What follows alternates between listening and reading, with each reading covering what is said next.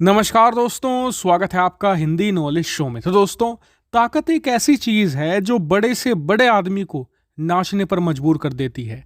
बस आपको इसे एक बार आजमाना होता है और आज ये बात साबित भी हो गई है। दरअसल भारत ने एक हफ्ते पहले अपनी ताकत का एक छोटा सा नमूना तुर्की को दिखा दिया था और उसका नतीजा ये हुआ कि आज तुर्की के राष्ट्रपति और उनके चेले चपाटे भारत के सामने मिमियाने लगे हैं और ये दिखाने की कोशिश कर रहे हैं कि कश्मीर के मुद्दे पर तुर्की अब आने वाले समय में चुप रहेगा। दरअसल आप स्क्रीन पर देखिए, मैं आपको हिंदी में भी और अंग्रेजी में भी आर्टिकल दिखा रहा हूं जिसमें बताया गया है कि तुर्की अब कश्मीर के मुद्दे पर सॉफ्ट यानी कि नरम पड़ता जा रहा है।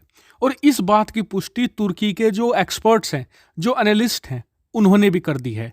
वो बता रहे हैं कि हाल ही में तुर्की के अंदर पाकिस्तान के जो राष्ट्रपति थे वो गए थे और उनके लिए तुर्की के राष्ट्रपति रजब तैयब अर्दोगान ने एक कार्यक्रम रखा था। अब जब भी कोई पाकिस्तान से बड़ा हो या चाहे छोटा हो, कोई भी ऑफिशियल तुर्की जाता है और वहां पर कार्यक्रम होता है तो कश्मीर का मुद्दा तो 100% उठाया जाता है। लेकिन इस बार सब लोग हैरान रह गए। क्यों? क्योंकि अर्दोगान ने कश्मीर के मुद्दे पर एक शब्द तक नहीं बोला और बात सिर्फ यहीं तक नहीं रुकी। इसके बाद सैयद अली शाह गिलानी, आप सभी लोग जानते हैं, इसकी मौत हो गई थी हाल ही में। तो इसकी मौत पर पाकिस्तान ने खूब रोना धोना किया, दुनिया भर में इस मुद्दे को उठाने की कोशिश करी, लेकिन कोई भी इसके समर्थन में नहीं आया। वहीं पाकिस्तान ने तुर्की को भी यहाँ पर पुश किया कि आप भी सैयद अली शाह गिलानी की मौत का मुद्दा उठाइए, लेकिन तुर्की ने इस बात पर कोई जवाब ही नहीं दिया। और इस बात से दुनिया तो हैरान है ही, सबसे ज्यादा हैरान पाकिस्तान है कि पिछले 1-1.5 महीने से तुर्की के राष्ट्रपति ने एक बार भी कश्मीर के मुद्दे पर कुछ भी नहीं बोला है। तो अब सवाल ये उठता है कि अचानक से तुर्की कश्मीर के मुद्दे पर इतना नरम क्यों पड़ गया है। इसका सबसे बड़ा कारण यह है कि पहली बार भारत ने तुर्की को अपनी शक्ति दिखा दी है। दरअसल जहां एक तरफ कश्मीर के मुद्दे पर तुर्की लगातार बयानबाजी कर रहा था, भारत ने कुछ नहीं बोला, इस मुद्दे पर चुप रहा। भारत ने सीधी कार्रवाई करी।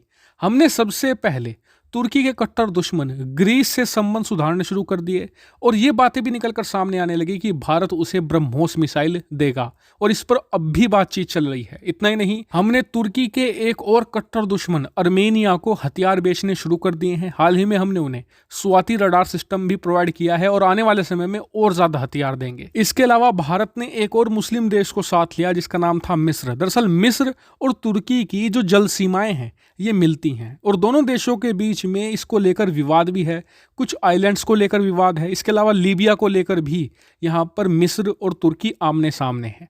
ऐसे में भारत ने इनडायरेक्टली यहाँ पर मिस्र को भी सपोर्ट करना शुरू कर दिया था। यानी कि एक तरीके से देखें तो तुर्की को चारों तरफ से भारत ने घेर लिया था और जो भारत ने एक हफ्ते पहले किया है उसने तो तहलका ही मचा दिया। भारत ने यहाँ पर पश्चिमी देशों के साथ मिलकर तुर्की को FATF की ग्रे लिस्ट में डलवा दिया है और भारत की ये ताकत देखकर तुर्की भी हैरान है, क्योंकि अगर आप देखें पश्चिमी देशों से तुर्की ज्यादा करीब है। तुर्की नाटो का यहाँ पर सदस्य भी है और इस सब के बावजूद तमाम यूरोपियन देशों ने और अमेरिका ने यहाँ पर भारत का साथ दिया और तुर्की FATF की ग्रे लिस्ट में चला गया। अब तुर्की को डर ये लग रहा है कि आने वाले 6 महीनों बाद अप्रैल के महीने में दोबारा फिर से FATF की मीटिंग होगी और भारत पूरी कोशिश करेगा कि तुर्की को ब्लैक लिस्ट में डलवाया जाए पाकिस्तान के साथ। और देखिए, भारत की कोशिशों से भले ही तुर्की यहाँ पर ब्लैक लिस्ट में ना जाए, लेकिन ऐसा माहौल तो तैयार हो ही जाएगा कि तुर्की ग्रे लिस्ट में बना रहे, क्योंकि ग्रे लिस्ट में रहने से ही तुर्की की हालत पाकिस्तान जैसी हो जाएगी 1-1.5 साल के अंदर। ऐसे में तुर्की कश्मीर का मुद्दा उठाकर भारत को और नाराज नहीं करना चाहता। तुर्की के पास 6 महीने हैं, इन 6 महीनों का इस्तेमाल वो भारत से नजदीकी बढ़ाने में कर सकता है जिससे कि वो ग्रे लिस्ट से बाहर निकल जाए। तो क्या तुर्की अपने इस प्लान में सक्सेसफुल होगा? कमेंट करके हमें जरूर बताइएगा। चैनल को सब्सक्राइब कीजिएगा और वीडियो को शेयर भी कीजिएगा। फिलहाल में इतना ही। Thank you very much for watching video.